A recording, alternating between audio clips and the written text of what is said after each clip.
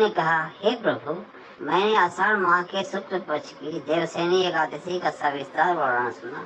अब आप मुझे श्रावण माह के कृष्ण पक्ष की एकादशी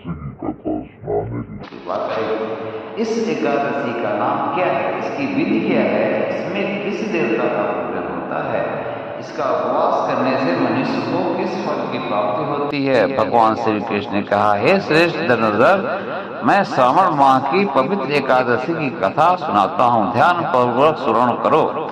एक बार इस एकादशी की पावन कथा को भीष्म पितामह ने लोक हित के लिए नारद जी से कहा था। एक समय नारद जी ने कहा, हे पितामह, आज मेरी श्रावण के कृष्ण पक्ष की एकादशी की कथा सुनने की इच्छा है, अतः आप इस एकादशी की व्रत का कथा विधान सहित सुनाइए। नारद जी की इच्छा को सुन पितामह भीष्म ने कहा, हे नारद जी, आपने बहुत ही सुंदर प्रस्ताव किया है, अब आप बहुत ध्यान पूर्वक इसे श्रवण कीजिए। श्रावण माह के कृष्ण पक्ष की एकादशी का नाम कामिका एकादशी है। इस एकादशी की कथा सुनने मात्र से ही वाजपेयी यज्ञ के फल की प्राप्ति होती है। कामिका एकादशी के उपवास में शंख चक्र गदाधारी भगवान विष्णु का पूजन होता है। जो मनुष्य इस एकादशी को धूप दीप नैवेद्य आदि से भगवान विष्णु की पूजा करते हैं, उन्हें गंगा स्नान के फल से भी उत्तम फल की प्राप्ति होती है। सूर्य ग्रहण और चंद्र ग्रहण में केदार और कुरुक्षेत्र में स्नान करने से जिस पुण्य की प्राप्ति होती है, वह पुण्य कामिका एकादशी के दिन भगवान विष्णु की भक्ति पूर्वक पूजा करने से प्राप्त हो जाता है। भगवान विष्णु की श्रावण माह में भक्ति पूर्वक पूजा करने का फल समुद्र और वन सहित पृथ्वी दान करने के फल से भी ज्यादा होता है। वेदपात में गंडकी नदी में स्नान करने से जो फल प्राप्त होता है, वह फल भगवान की पूजा करने से मिल जाता है। संसार में भगवान की पूजा का फल सबसे ज्यादा है, अतः भक्ति पूर्वक भगवान की पूजा न बन सके तो श्रावण माह के कृष्ण पक्ष की कामिका एकादशी का उपवास करना चाहिए। आभूषणों से युक्त बछड़ा सहित गोदान करने से जो फल प्राप्त होता है, वह फल कामिका एकादशी के उपवास से ही मिल जाता है। जो उत्तम द्विज श्रावण माह के कृष्ण पक्ष की कामिका एकादशी का उपवास करते हैं तथा भगवान विष्णु का पूजन करते हैं, उनसे सभी देव नाग किन्नर पितृ आदि की पूजा हो जाती है। इसलिए पाप से डरने वाले व्यक्तियों को विधि विधान सहित उस उपवास को करना चाहिए। संसार सागर तथा पापों में फंसे हुए मनुष्यों को इनसे मुक्ति के लिए कामिका एकादशी का व्रत करना चाहिए।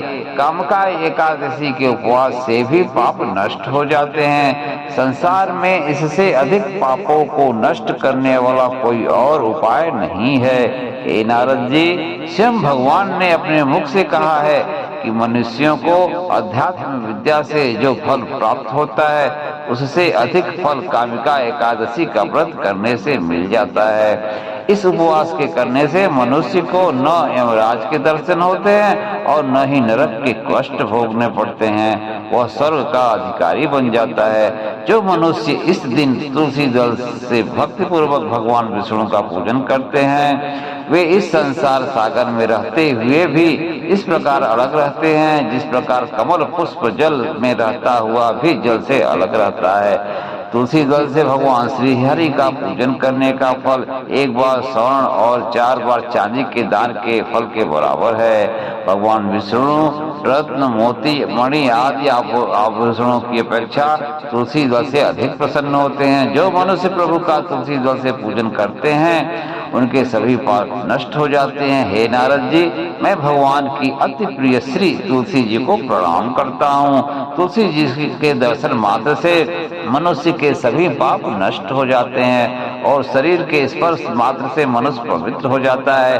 तुलसी जी को जल से स्नान कराने से मनुष्य की सभी यम यातनाएं नष्ट हो जाती हैं। जो मनुष्य तुलसी जी को भक्ति पूर्वक भगवान के श्री चरण कमलों में अर्पित करता है, उसे मुक्ति मिलती है। इस कामिका एकादशी की रात्रि को जो मनुष्य जागरण करते हैं और दीपदान करते हैं, उनके पुण्यों को लिखने में चित्रगुप्त भी असमर्थ हैं। एकादशी के दिन जो मनुष्य भगवान के सामने दीपक जलाते हैं, उनके पितर स्वर्ग लोक में अमृत का पान करते हैं। भगवान के सामने जो मनुष्य घी या तिल के तेल का दीपक जलाते हैं, उनको सूर्य लोक में भी सहस्रों दीपकों का प्रकाश मिलता है।